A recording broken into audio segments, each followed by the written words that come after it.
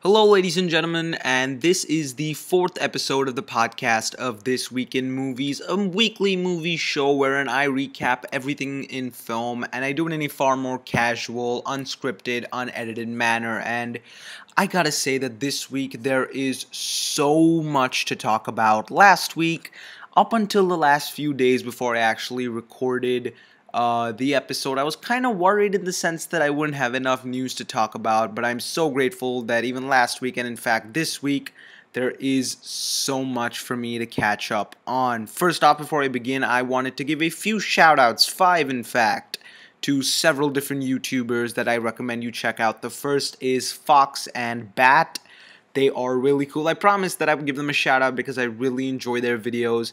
I kind of missed out on that last week, unfortunately, but definitely check out their channel. The next channel you should check out is Shep Boys. That's SHEPBOYS.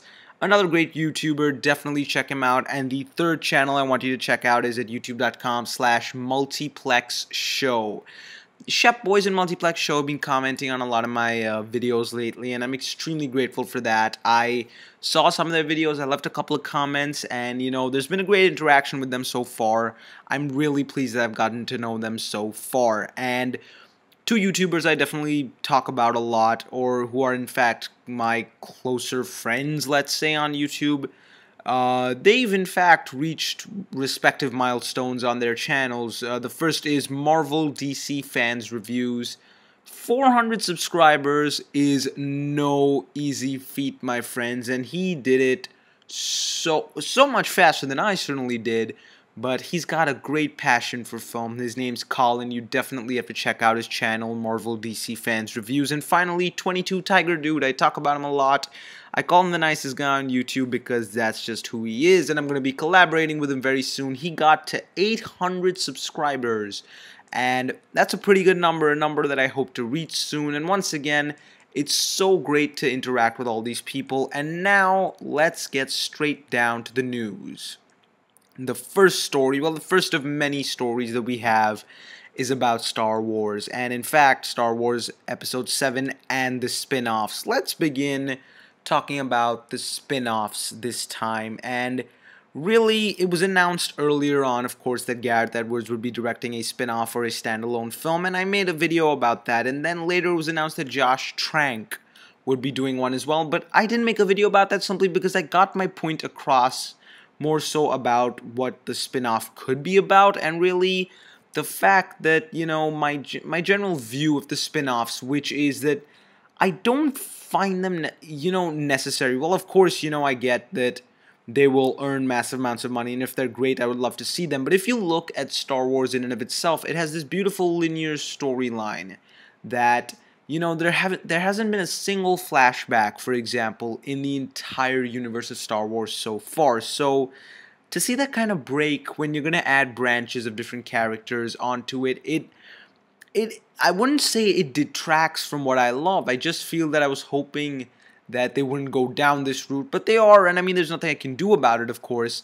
But, we have Josh Trank, and Josh Trank directed a film that came out a couple of years ago that you might or might not have seen called Chronicle, which is undoubtedly one of the best found footage films I've ever seen, and really, there was such a strange sense of realism attached to that film in terms of what was going on. I was so pleased watching that film, and he's making the upcoming Fantastic Four reboot coming out in March or summer of 2015. It's March of 2015 if I'm not mistaken, and the current buzz about that film as well seems to be positive considering, the relatively younger cast, and even Josh Trank himself is about 30 years old. So if you take a look at this, we have Star Wars Episode 7 coming out December 18th, 2015, and then December 17th, 2016 is Gareth Edwards' spin-off, which some people are speculating will be Boba Fett, and my prediction at least is that in December of 2017 we'll get Josh Trank's Star Wars spin-off, because he'll probably have enough time post the Fantastic Four to really work on it, and 2018 will be Episode 8. And for those of you asking, what could Josh Trank's spin-off be about? Well, some people are saying a young Han Solo, some people are saying a young Lando Calrissian at this point. in reality, the possibilities are endless, but I would not be surprised if in fact he were working on, let's say, the rumored Obi-Wan Kenobi spin-off that I'd be interested in seeing, especially if they were to bring back Ewan McGregor. Now, we got some set photos earlier. This is another Star Wars story. There are quite a few.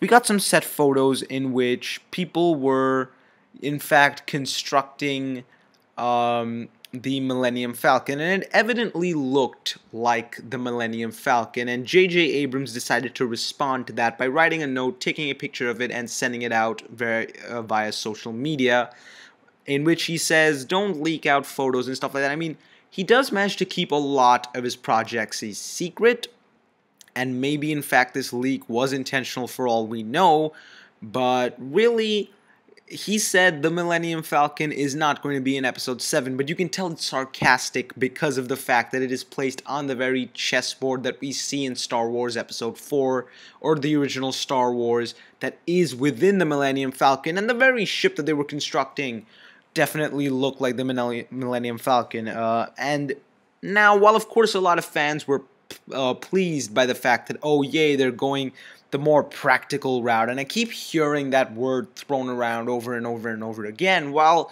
yeah, that's good. I mean, practical effects, if necessary, can work. Of course, they do have to be combined with CGI to a certain extent.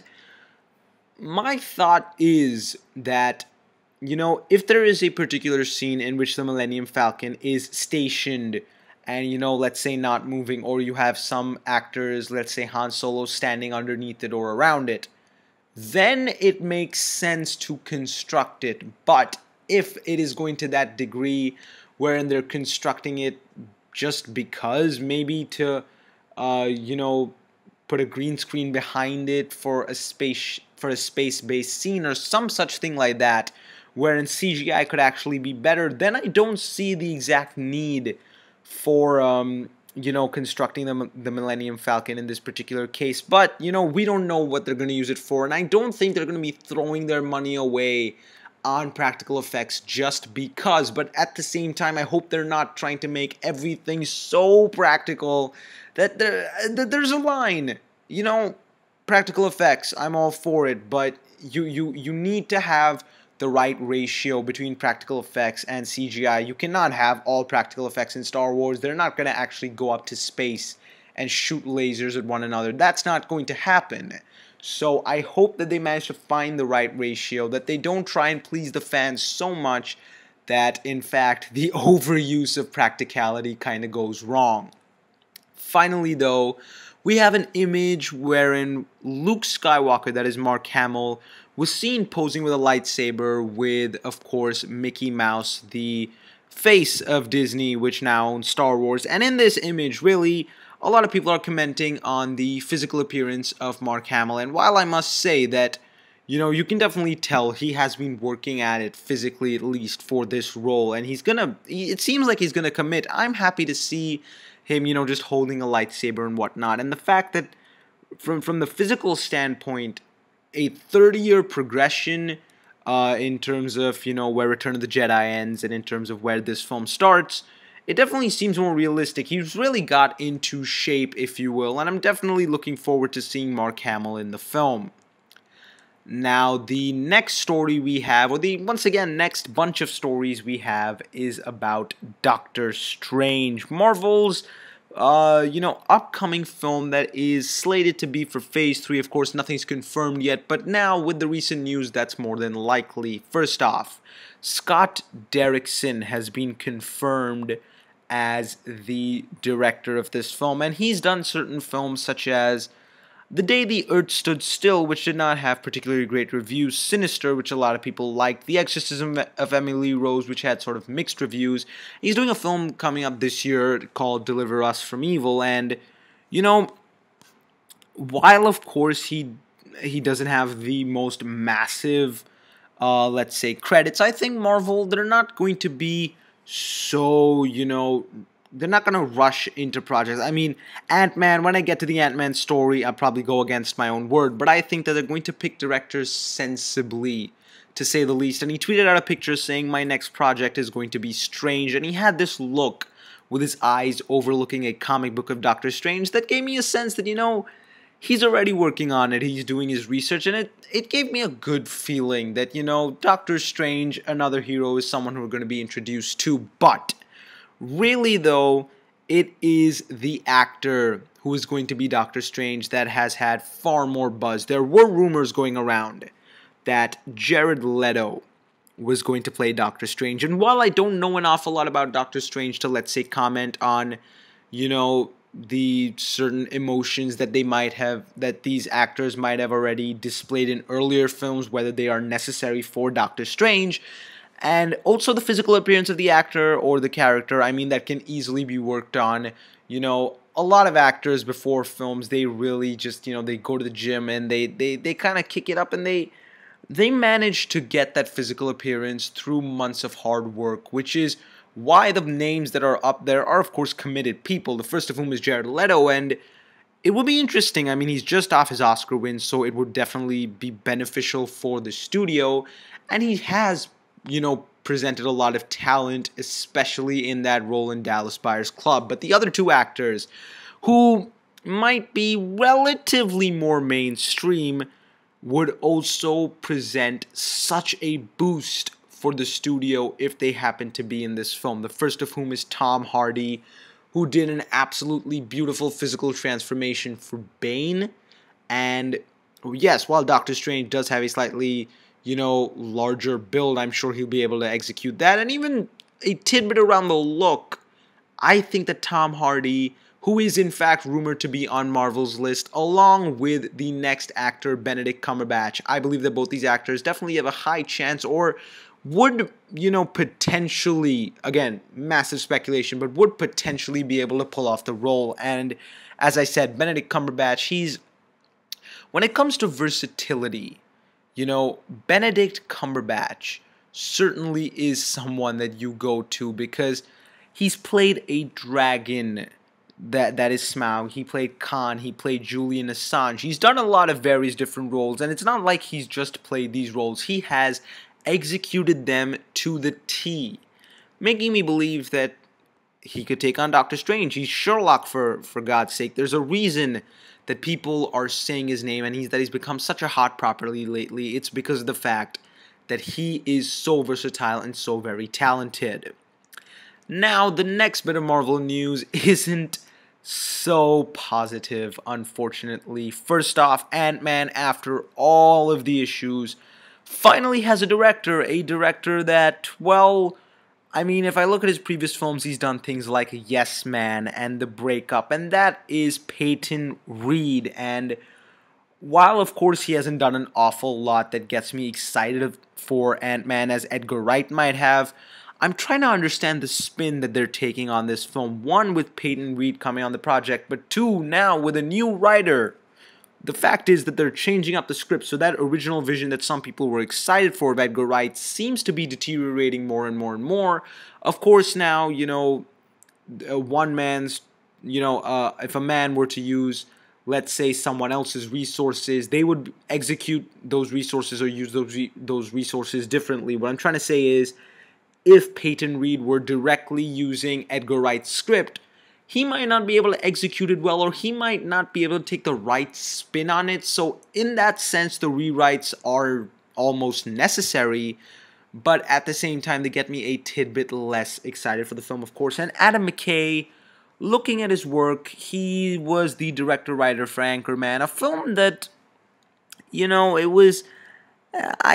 it was okay to me. I'm not particularly fond of the original Anchorman. I have not seen Anchorman 2, which he also directed and wrote, which did not receive particularly great reviews. He produces a lot of comedies, though, and, looking at his filmography, once again, it seems to be very similar, in fact, to, this very comedic route. And I'm trying to wonder exactly where they're trying to go with Ant-Man, because yes, while the Marvel films, they do have their elements of humor, rather, they are not so in deep, or they are not full-blown comedies for that matter. So I'm just curious as to the route that they're going to take.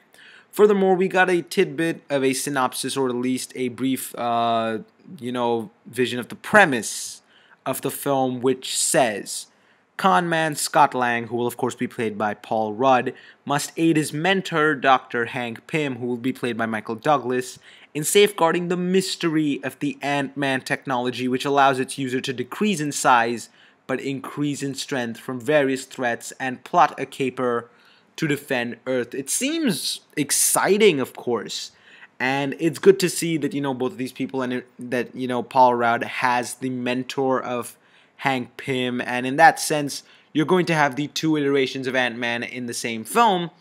At the same time, though, there has been further news, one which is, of course, Michael Douglas, who said that he was extremely disappointed at the fact that Edgar Wright left. Come to think of it, a lot of actors might have signed on with the good name of Edgar Wright, and with those changes, Michael Douglas did certainly express his disappointment and said that Edgar Wright is certainly going to come back a bit more vengeful, if you will. I mean, just a way of, showing his still positive relationship with the director.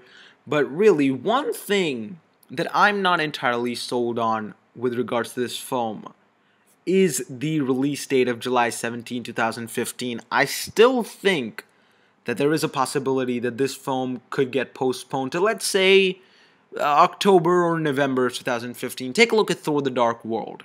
In the year 2013, the first week of May had Iron Man 3, and then all the way in November we had Thor: The Dark World. Similarly, this year we have Captain America: The Winter Soldier in April, and about 4 months later we're getting Guardians of the Galaxy. So maybe that gap is essential, because you're going to have the Avengers: Age of Ultron coming out in May, and less than 2 to 2.5 months later, you're going to be having Ant-Man coming out. While I don't think they'll be eating out of each other's box office gross, I think as a means of building up hype, it could be better to actually have a slightly longer waiting period. And now with all the rewrites occurring now, when we're just about a year away from the film's release, and shooting is not underway, there have been delays in production, I think it may be safe.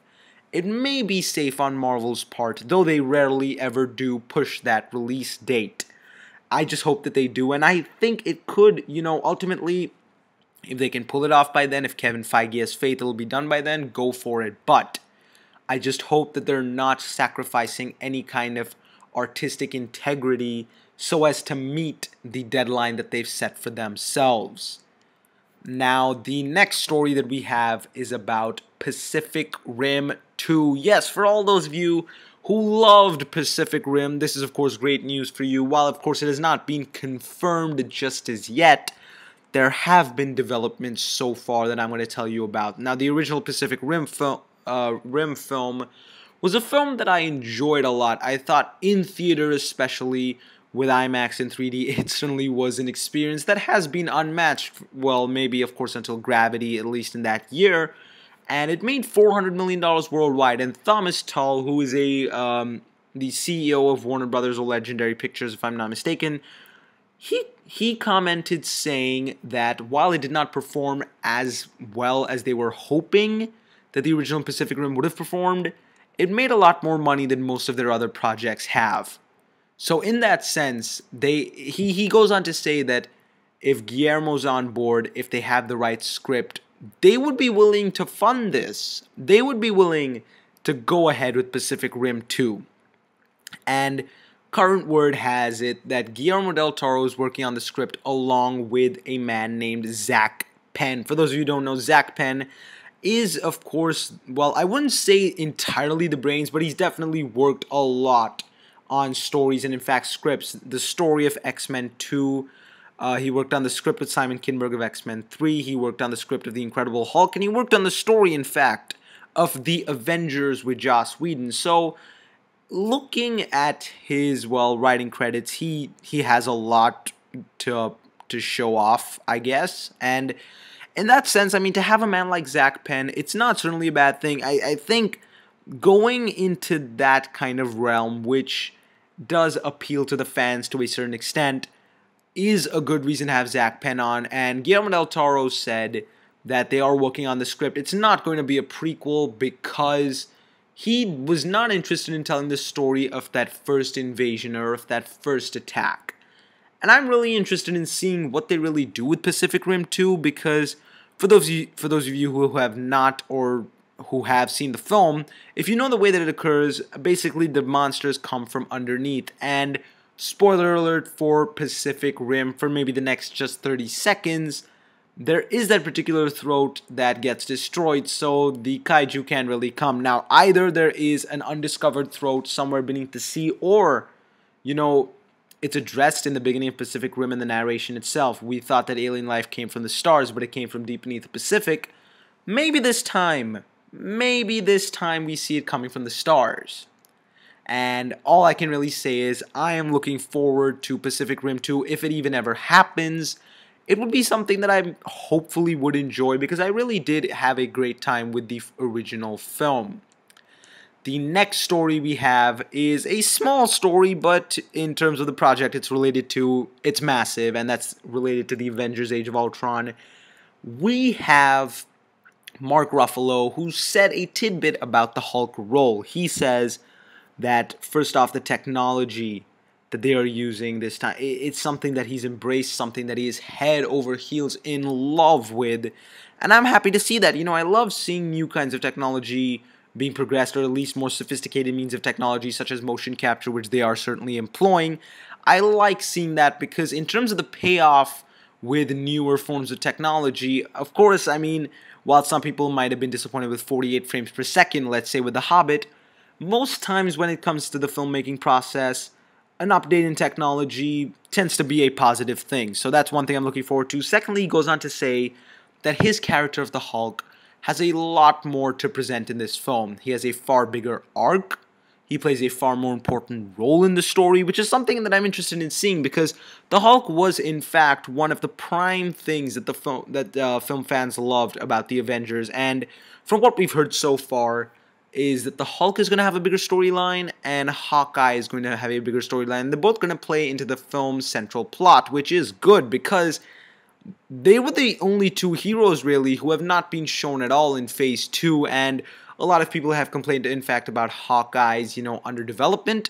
So I'd definitely be happy to see both these characters relatively more at the forefront, while, of course, you're going to have Iron Man and Captain America, perhaps, along with Thor now, leading the show.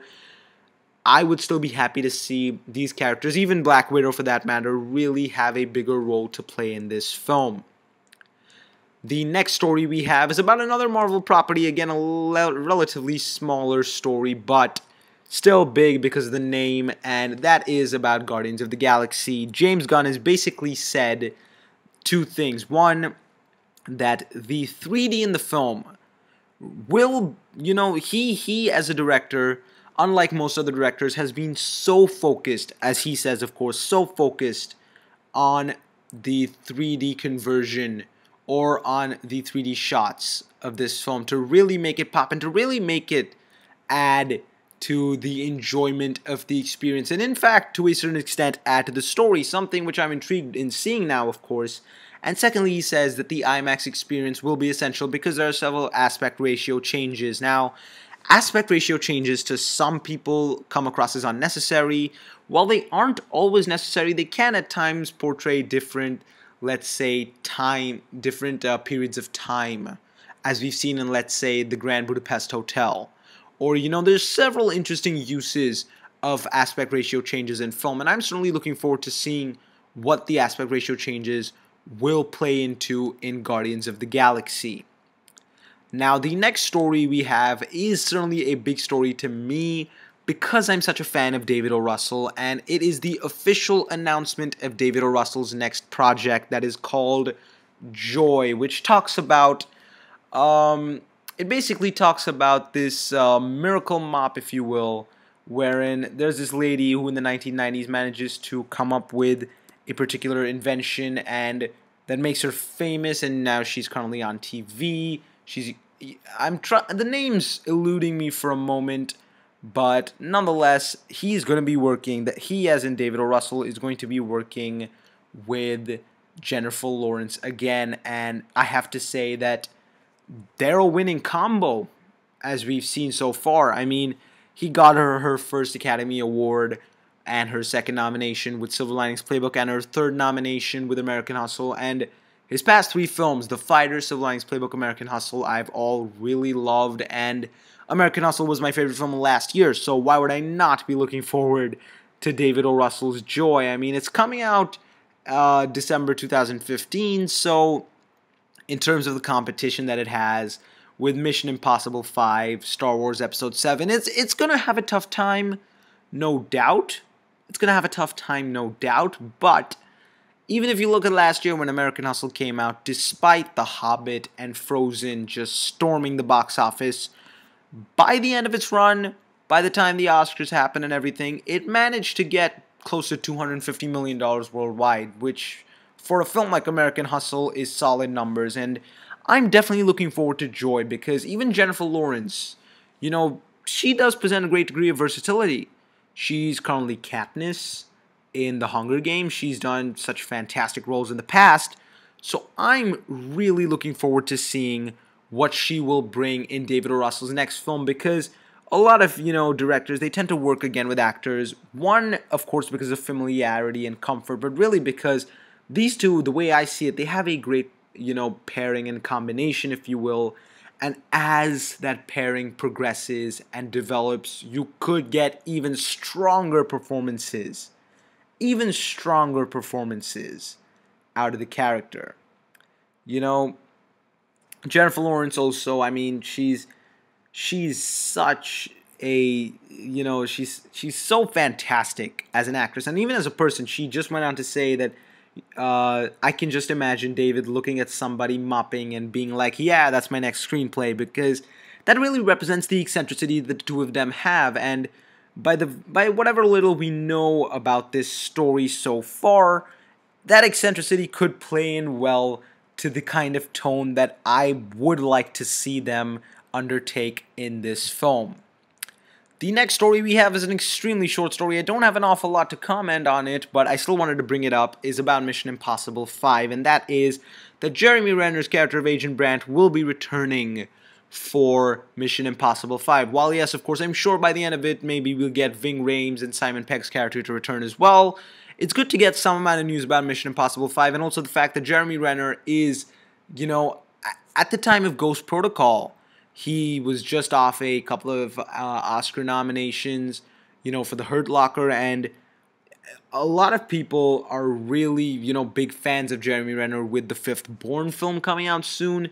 He has a lot on his plate, and I mean, he really, if you think about it, he's in 3 of potentially the biggest franchises. Well, maybe not all of them are the biggest, but the Avengers franchise, of course, is, and he is Hawkeye. So 2015, we're going to see a bigger role of Jeremy Renner. Similarly, the fifth Bourne film is currently rumored for a 2015 release, though more likely 2016, but still 2015 is possible.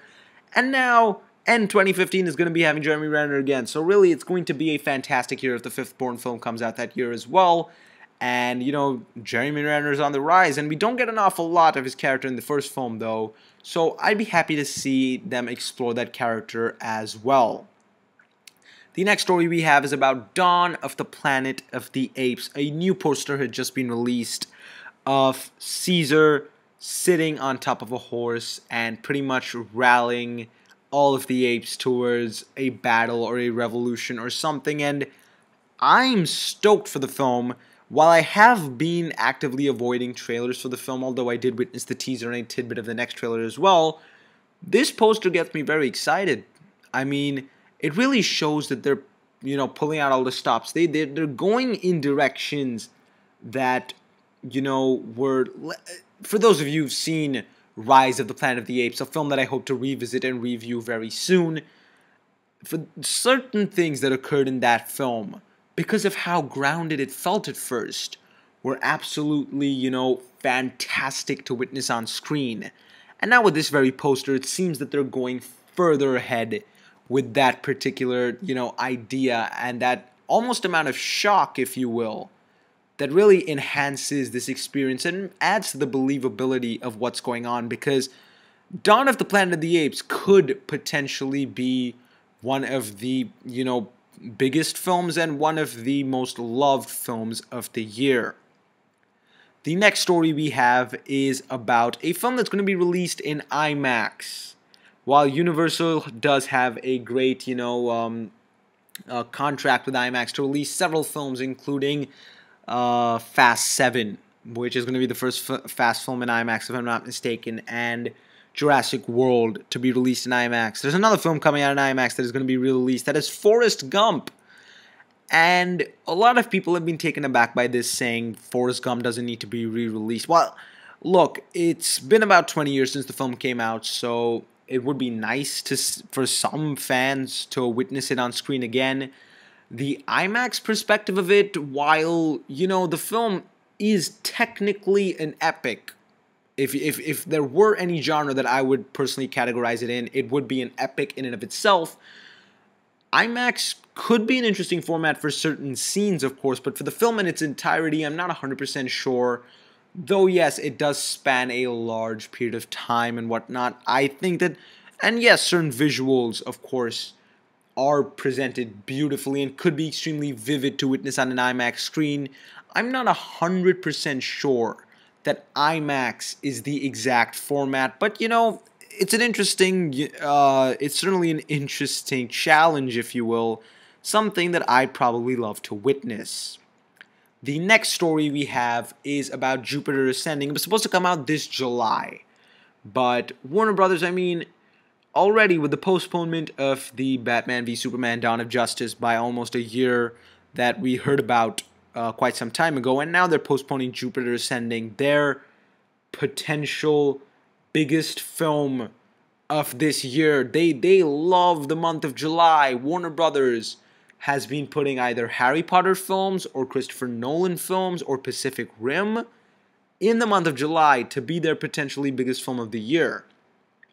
I don't think they have anything in July now, at least the midweeks. And that's unfortunate because it has earned massive revenue for them in the past. It really has. And I am just so confused because after a point, if this continuously happens to Warner Brothers Pictures over and over and over again, it may show something against the studio, of course, but again, it's too early to go to that extent. In this particular case, I just think there are two reasons. One, maybe the project isn't finished, or maybe the studio is not entirely satisfied with the project because the Wachowski brothers are directing Jupiter Ascending. While the marketing for the film has not been particularly great, while the hype behind the film has not been particularly great, February, is not always a great sign if a film is coming out in the month of February. Of course, you have things like the Lego Movie, which could contrast that very idea. But the postponement, take a look at The Great Gatsby, postponed from a December release that people thought it was going to be an Oscar-related, an Oscar-winning film, to a summer release. People understood the immediate change in what they were to expect from the film, and that was witnessed, of course, when we went in and actually watched it. Once again, a Warner Brothers film, mind you. It just gives me the idea that this was originally to be marketed as, or at least to be looked forward to as a fun summer film, but that's not the case. Maybe Warner Brothers aren't proud of it. Maybe the Wachowskis still have some work to do, but they weren't particularly pleased with the film growth, with the box office gross of Cloud Atlas either, which barely broke even. So if Jupiter Ascending does not do well, the Wachowskis, in fact, might be in a tidbit of trouble, which is unfortunate because they have displayed certain talent in the past. Now let's take a look at the box office, and in fact, the top 5 of this past weekend included The Fault in Our Stars, opening at number 1 with a whopping $48 million. While overseas it has not performed so well just as yet, I think that word of mouth is word of mouth is something that's going to definitely push this film forward, and it's currently got 65 million worldwide. The hype behind this film, especially from the fans who have read the book, is massive. So I'm not surprised by this number, but the number that I am surprised by is Edge of Tomorrow, opening at $28 million. Not even at number 2, but below Maleficent at number 3. An absolute shocker. An absolute shocker in my personal opinion, because I really enjoyed the film. I know a lot of people that enjoyed it. Yes, I do have my few issues with the film, there's no denying, but I think that word of mouth would help this film grow. And while next week there are 2 massive sequels coming out that I'll, talk about very soon, I still think that in terms of drop-offs, Edge of Tomorrow won't be dropping off so much in terms of its box office gross in the second week. I think that with the word of mouth, it has the potential to really push itself because overseas it's doing well. It made $111 million so far overseas. So those are pretty good numbers. And it's got 139 million worldwide. It's definitely, I think the way I see it, going towards a $300 million, let's say. And it could definitely make a sizable profit by the end of its run. Now, another film I want to talk about is Maleficent. $336 million worldwide so far for Maleficent in roughly 10 days. A pretty solid number for a film that's not had the most positive word of mouth or reviews, but it's the Disney brand, it's the Sleeping Beauty brand, it's the brand of Angelina Jolie, and in fact, this universal demographic that Disney always manages to strike at. That is why Maleficent is doing so well, but, you know, with the upcoming competition, it could still cross the 400 million, maybe get to that $500 million mark, as I had earlier predicted. A film that's not doing so well that released along with Maleficent is A Million Ways to Die in the West. It's currently made $50 million worldwide so far, and this is incredibly disappointing. One, I just saw the film, in fact, and my review will be up very soon, but secondly, it had the potential, because of the fact that it had the potential to do so fantastically. Take a look at Ted. Ted was marketed well. I think A Million Ways to Die in the West was marketed pretty well too. Maybe not so much overseas, but Ted, you know, it seemed like a very appealing film. And of course, A Million Ways to Die in the West, you know, was trying to ride on the success of Ted, which made over $500 million worldwide, an R-rated original franchise, an R-rated non-franchise film. In fact, a comedy to make that kind of money, it's nearly unheard of. So why is A Million Ways to Die in the West not doing so well? It boils down to what I've been saying for so long. The quality of the film. People aren't responding to it like they did to Ted. A lot of people, yes, you have people that did not like Ted, but you have a large crowd of people that loved Ted. People aren't responding to it. There's not an awful lot you could do about that. And you know, A Million Ways to Die in the West, will it get to $100 million? Worldwide, maybe just scraping it at this point. Maybe just scraping it at this point. But unfortunately, it looks bleak. And frankly, I think the success of Ted 2, which is coming out next year, in fact, will determine whether Seth MacFarlane, or at least how many more feature films Seth MacFarlane will have the opportunity of making. Finally, I want to talk about X-Men Days of Future Past, which already last week had pretty much, we had figured out the fact that it would be crossing the highest grossing X-Men film worldwide, that is X-Men The Last Stand, but now it's crossed it by a massive margin. X-Men The Last Stand, the earlier worldwide record holder in terms of the highest grossing X-Men film, was $459 million worldwide, and X-Men Days of Future Past has blown past it, crossing $600 million already. I predicted it would get to 585, but wow, I'm pleased by this. I've seen the film twice. I loved it. One of my favorites of the year so far, and I'm not the only one who shares that opinion, of course. So I'm glad it's doing great, and I think potentially, while domestically, it might not be able to cross Captain America: The Winter Soldier. Worldwide, considering the way it's doing so far, it still has the chance to be the highest grossing film of the year so far, beating out, in fact, Captain America: The Winter Soldier. It's still a little early to say whether that's possible, but it certainly is within sight. Now let's get down to the films that we have coming out next week. There are two massive sequels that I'm looking forward to. The first is How to Train Your Dragon 2. I just revisited How to Train Your Dragon. I'll be uploading a review of that along with a YouTube friend of mine who I mentioned earlier, 22 Tiger Dude. And it's in my first collaboration. I'm looking forward to it. But this film looks larger in scope. And from the current response that it has, it's got like 100% on Rotten Tomatoes.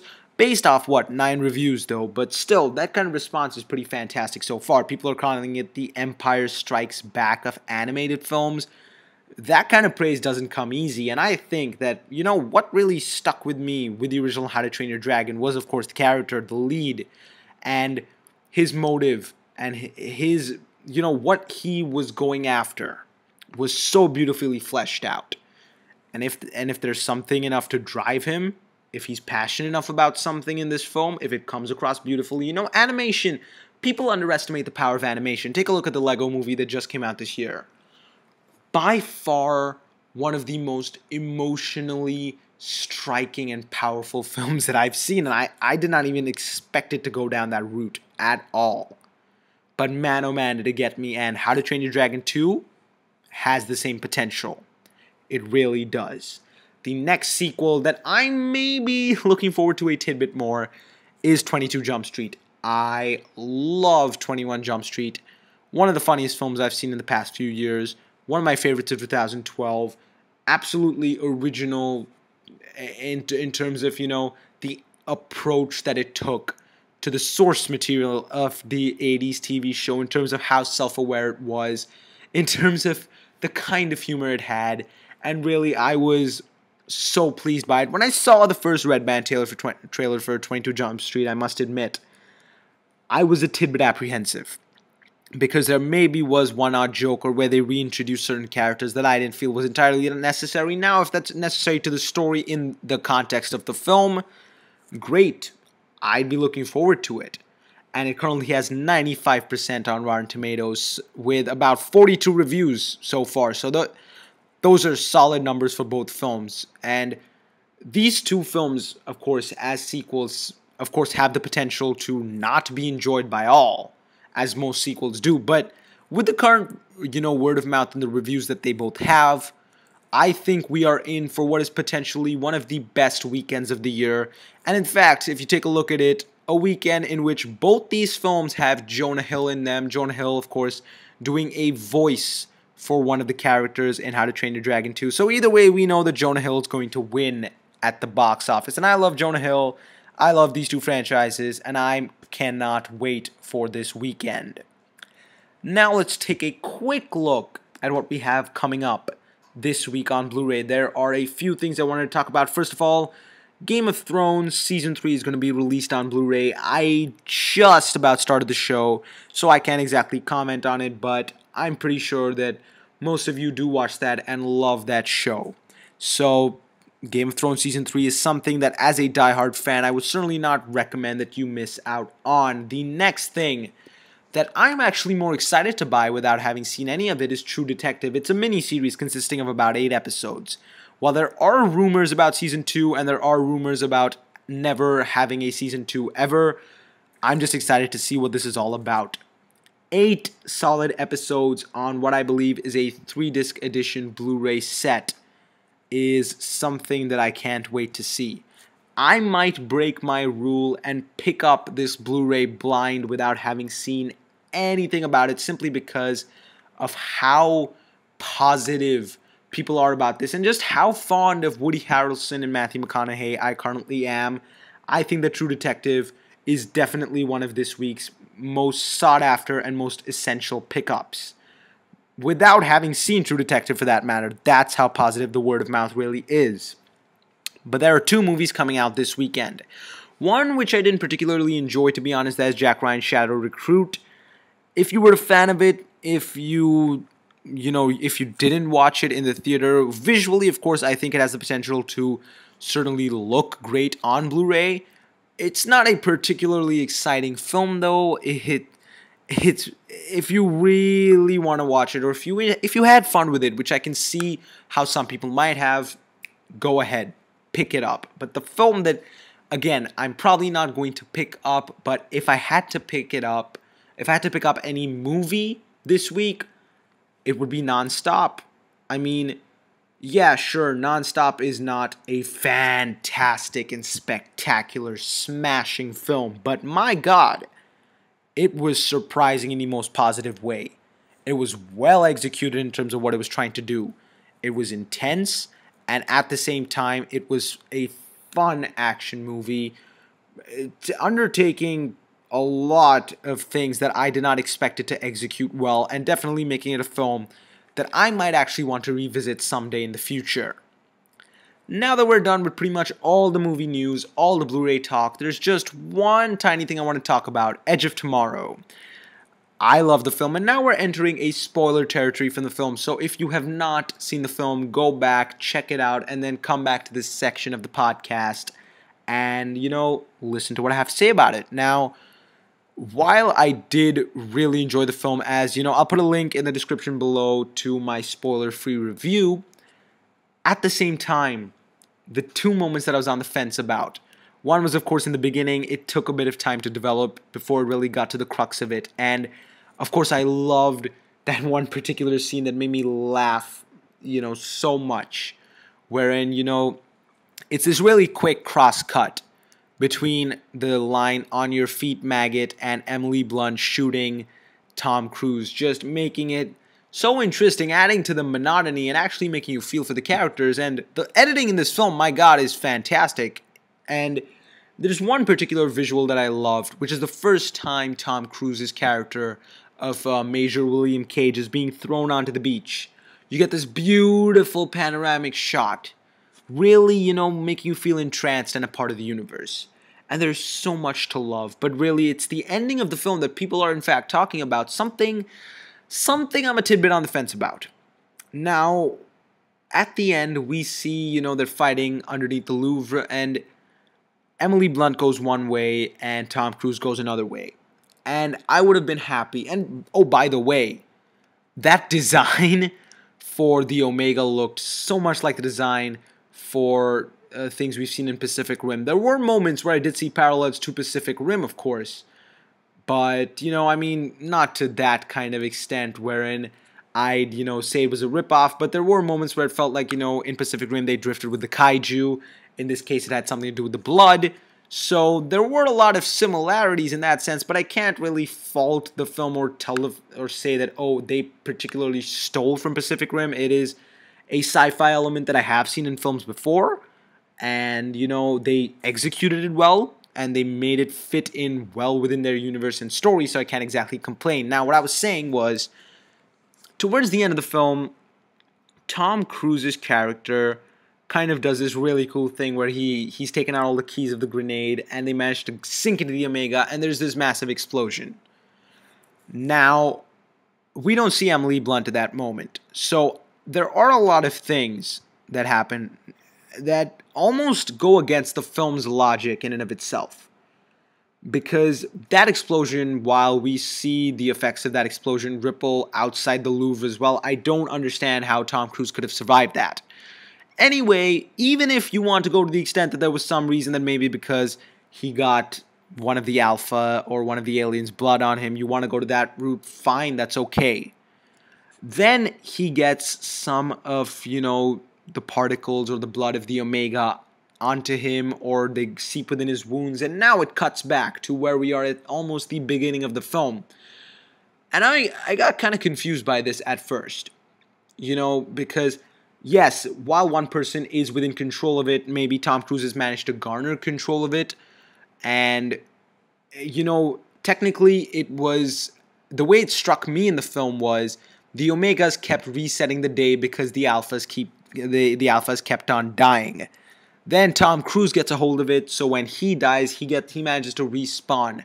He never really had the control of respawning on a particular date or at a particular time, and bear in mind that all the events at that moment are unchanged. In the moment in the past, everything is the same as it will be every time you respawn. So when he respawns, the film manages to be oh so convenient in saying that everything's fine, you're at the beginning of the film, and the Omega got destroyed.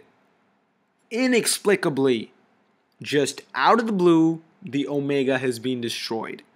In a past where the Omega should have existed, it's been destroyed without explaining. That was the prime issue I had. Now, at the end, you do see him meet Emily Blunt, and while, of course, it does resonate with the theme of him saying that, I wish I didn't know you, and she doesn't know him, so in a sense, it does have that bit of a nice, of a cathartic element in order to close out his arc. At the same time, though, there were two things going on in my mind that I would have preferred. Either he goes there to stare at, just blankness in the sense that there is nobody else standing there facing him. The fact that Emily Blunt's character might have died back then, or in a way to link it up. Towards the end of the film that we see that they're under the Louvre. Maybe my theory was at first that she got a hold of that power. She got a hold of that power towards the end. So when she died, she went so far back, used the knowledge of the fact that the Omega was under the Louvre, went and destroyed it, and had some sort of sacrifice in destroying it. That would have been nice. But it doesn't flow 100% consistently with the ending of the film, which is unfortunate though, because Edge of Tomorrow had so much promise as being this extremely intelligent, in fact, sci-fi film, something I was certainly looking forward to, something I was ultimately pleased by nonetheless. Just the ending threw me off a bit. I don't dislike it, but there are routes that I might have preferred. Nonetheless, I enjoyed Edge of Tomorrow. Definitely check it out. It should improve at the box office. And really, thank you so much for listening in to over 50 minutes, almost 10 minutes short of an hour. Wow. Of the This Week in Movies podcast. Make sure to subscribe to my channel on YouTube in case you haven't, youtube.com/MrFilmJack. Leave a like, comment on any story that you want, and also be sure to leave questions. I don't think I've mentioned this on every podcast, but I want you to start leaving questions, whether personal or whether about anything in the world of film, past or present, and I will be absolutely happy to answer them in the future episodes of the podcast. And until next time, this is Mr. Film Jack.